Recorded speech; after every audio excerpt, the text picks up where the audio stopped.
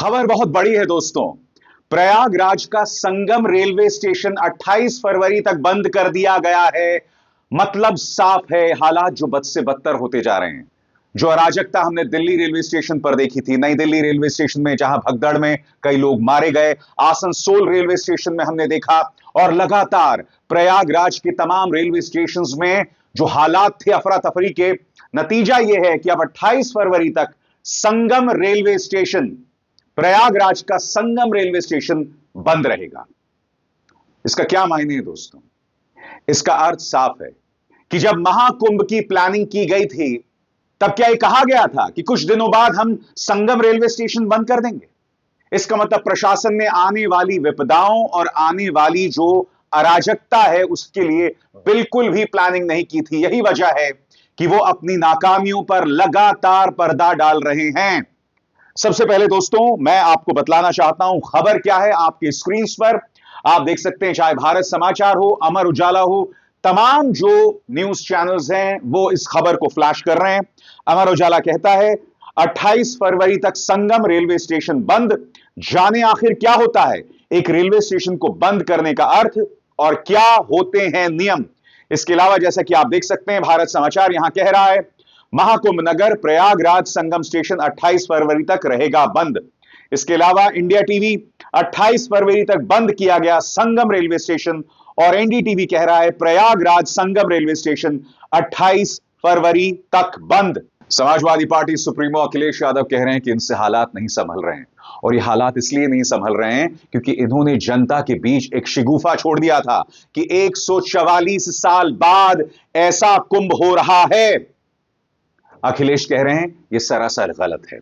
बकौल अखिलेश, लोगों को बाकायदा गुमराह किया गया कि 144 साल बाद यह कुंभ हो रहा है, यह सरासर गलत है। इसी वजह से इस सरकार को इस तरह के फैसले लेने पड़ रहे हैं। इसी वजह से अब अचानक संगम रेलवे स्टेशन बंद कर दिया गया है। इंतजार कीजिए दोस्तों, क्योंकि इस मंच पर मैं आपको बतलाऊंगा कि विकल्प क्या है लोगों के लिए, यह भी मैं आपको अपने मन से बतलाने वाला हूं। मगर सबसे पहले सुनिए अखिलेश यादव ने किस तरह से प्रहार किया है भाजपा के उस प्रचार तंत्र के झूठ पर कि 144 साल बाद यह कुंभ हो रहा है। क्या कहते हैं अखिलेश, आइए सुनते हैं। अब इनकी विफलता इनके सामने खुद भी देखिए, महाकुंभ कोई शब्द नहीं है, लेकिन इन्होंने क्योंकि महाआयोजन के लिए बहुत सारा पैसा निकालना था, इसलिए पैसे को बर्बादी करनी थी, इसलिए नाम भी इन्होंने महाआयोजन दिया और लोगों को गुमराह किया गया। 144 वर्ष बाद हो रहा है। किस तारीख से ये तय कर रहे हैं? हमारे हिंदू धर्म में नक्षत्र और समय दो इम्पोर्टेंट हैं।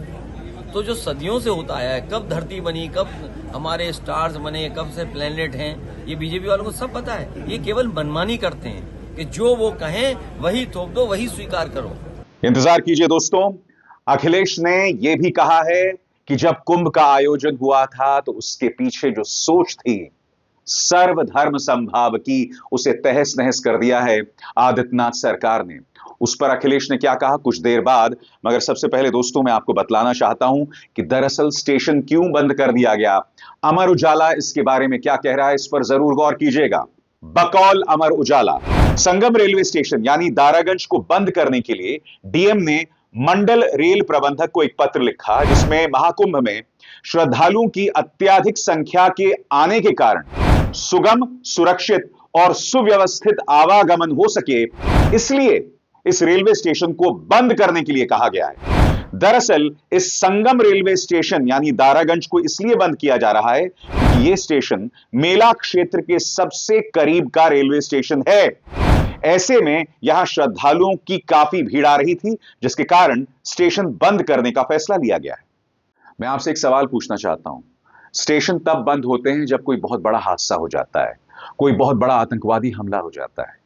आपने मेले के पास वाला रेलवे स्टेशन बंद कर दिया।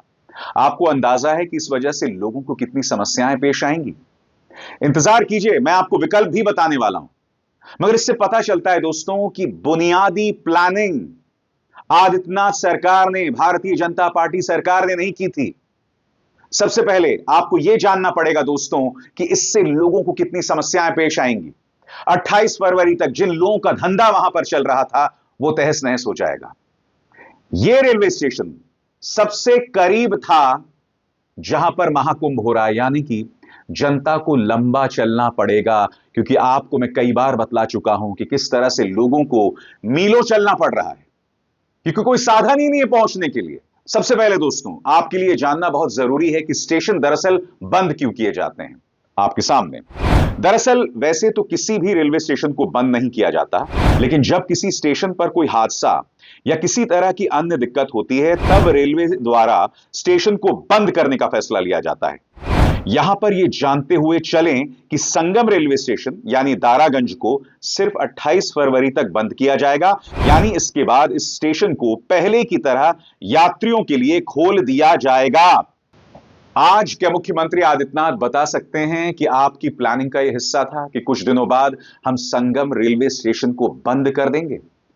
यानी कि जो भीड़ आ रही है उसका यह समाधान आपके पास है। आप अखिलेश यादव के उस सवाल का जवाब क्यों नहीं देते कि यह 144 साल बाद आ रहा कुंभ है, यह सच है या झूठ है? बकौल अखिलेश यादव, धार्मिक आयोजन मुनाफे के लिए नहीं होते, कुंभ इन्होंने अपने आप को चमकाने के लिए किया था। क्या कहना चाहेगी भाजपा अखिलेश यादव के इस प्रहार पर? सुनिए क्या कह रहे हैं अखिलेश। धार्मिक आयोजन मुनाफा के लिए नहीं होते हैं। हमारे मुख्यमंत्री जी क्या कह रहे हैं कि 2 लाख करोड़ का व्यापार होगा, और व्यापारी वहां मर रहा है। व्यापारी घाटे में चला गया, जिन्होंने दुकानें ली वो उनका काम नहीं हुआ, बिका नहीं सामान, उनको लॉस हो गया बड़े पैमाने पे। तो कुंभ इन्होंने अपने आप को चमकाने के लिए किया। भारतीय जनता पार्टी कोई भी कार्यक्रम हो, चाहे धार्मिक हो, सांस्कृतिक हो, चाहे खेल का हो, ये हर एक में राजनीति कर देते हैं। ये राजनीतिकरण करते हैं ये लोग। ये धार्मिक कार्यक्रम है, ये सबका कार्यक्रम है। अखिलेश ने एक बहुत खूबसूरत बात भी कही है जिस पर गौर करने की जरूरत है। वो कहते हैं कि अगर हम इतिहास के पन्नों में झांकें, इस धार्मिक महोत्सव के आयोजन में सब तरह के लोग शामिल होते थे। बकौल अखिलेश यादव वो कहते हैं, कुंभ तो हमारे इतिहास के पन्नों में लिखा है। कुंभ का आयोजन सम्राट हर्षवर्धन करते थे, कन्नौज के राजा। वो सभी धर्मों के लोगों को बुलाते थे। सुनिए अखिलेश क्या कह रहे हैं। महाकुंभ पहली बार आया है। कुंभ तो हमारे पुराने इतिहास के पन्नों में लिखा है, और कुंभ का आयोजन सम्राट हर्षवर्धन करते थे, कन्नौज के राजा, और 75 दिन होता था। 75 दिन तक ये चलता था। और जब सम्राट हर्षवर्धन जाते थे कुंभ में, तो सभी धर्मों के लोगों को बुलाते थे। सभी धर्म के लोग वहां आते थे, कुंभ के आयोजन में शामिल होते थे, और दान होता था, स्नान होता था। इस सरकार ने क्या दान दिया पता ही नहीं। दिल्ली की सरकार क्या दान दे रही है कुछ पता नहीं। हम तो मांग करेंगे कि अकबर का किला जो बिल्कुल संगम नोज पर है, वहां पर जो बट वृक्ष है, या हम उसको बोलते हैं जो वृक्ष है जिसकी पूजा करते हैं, और सरस्वती नदी भी वहीं से निकलती है, तो कम से कम वो जो अकबर का किला है वो उत्तर प्रदेश सरकार को दान में दे दिया जाए, क्योंकि दिल्ली वाले सब स्नान कर चुके हैं। हम लोगों को भी किसी न किसी से कुछ सीखना चाहिए। इस बार हम लोगों ने महाकुंभ में जो सीखा है वो वस्त्र पहन करके स्नान करना चाहिए, यही सीखा है।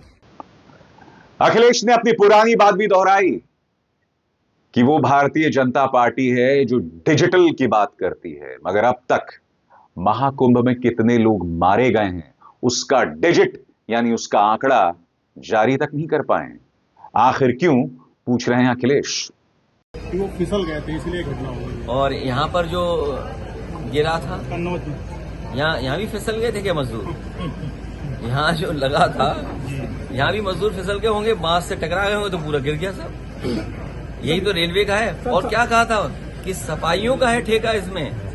मैं आज भी कहता हूँ आपसे बड़ी जिम्मेदारी के साथ, और मैं ये जानता हूँ पत्रकार साथी सब जानते हैं, इसमें भाजपाई लोग कुछ न कुछ अपना हिसाब किताब कर रहे थे। ये पहली बार हो रहा है कि आउटसोर्स के बाद आउटसोर्स, मतलब कमीशन के बाद कमीशन। तो बताइए काम कैसे होगा? तो ये भाजपाई लोग कर रहे थे, अब मुंह छिपाए घूम रहे होंगे। लिस्ट दे दें किस किसने काम किया। इन्होंने कहा कि सफाई इसमें शामिल है, हमने स्वीकार कर लिया।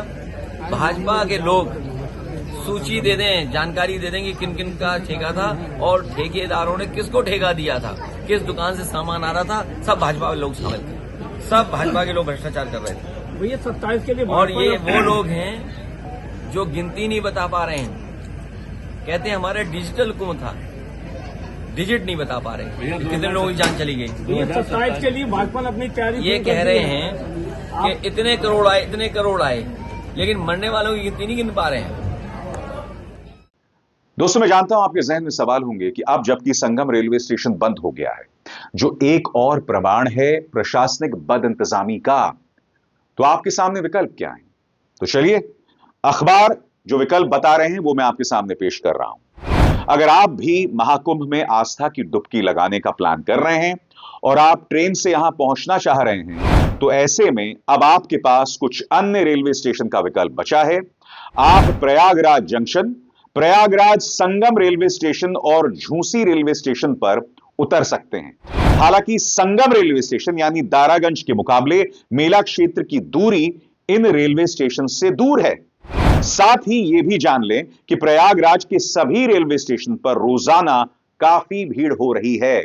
तो ऐसे में सरकार से सवाल पूछना चाहिए कि भीड़ तो हर तरफ हो रही है, तो क्या आप तमाम रेलवे स्टेशन को बंद कर देंगे? सबसे बड़ी बात, मैं आपको दिखला रहा हूं कि किस तरह का जाम लग रहा है। यह है रविवार की तस्वीर। आज सुबह ही मैंने आपको यह तस्वीर दिखाई थी। इसके बारे में आपका क्या कहना है? भूल जाइए सड़कों का हाल, यह देखिए एयरपोर्ट्स का हाल। एयरपोर्ट्स इस वक्त रेलवे स्टेशन बने हुए हैं।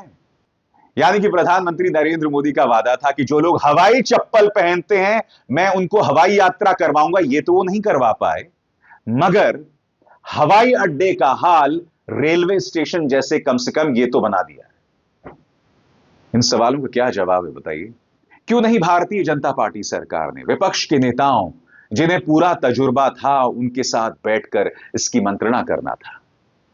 बताइए, चाहे रेलवे स्टेशन हो, वो भी नई दिल्ली से लेकर महाकुंभ, एक के बाद एक हादसा। महाकुंभ में अब तक 4 बार आग लग चुकी है। मैंने पहले भी कहा था, एक बार फिर कहूंगा, मैं ईश्वर से सिर्फ इतनी प्रार्थना कर सकता हूं कि जितने दिन बचे हैं ठीक से गुजर जाएं, कोई और बड़ा हादसा ना हो दोस्तों, क्योंकि आप जानते हैं दर्द की कितनी दास्तानें आपको महाकुंभ के मेले से दिखाई दे रही हैं। अभिसार शर्मा को दीजिए इजाजत। नमस्कार। स्वतंत्र और आजाद पत्रकारिता का समर्थन कीजिए, सच में मेरा साथी बनिए। बहुत आसान है दोस्तों, इस ज्वाइन बटन को दबाइए और आपके सामने आएंगे ये 3 विकल्प, इनमें से एक चुनिए और सच के इस सफर में मेरा साथी बनिए।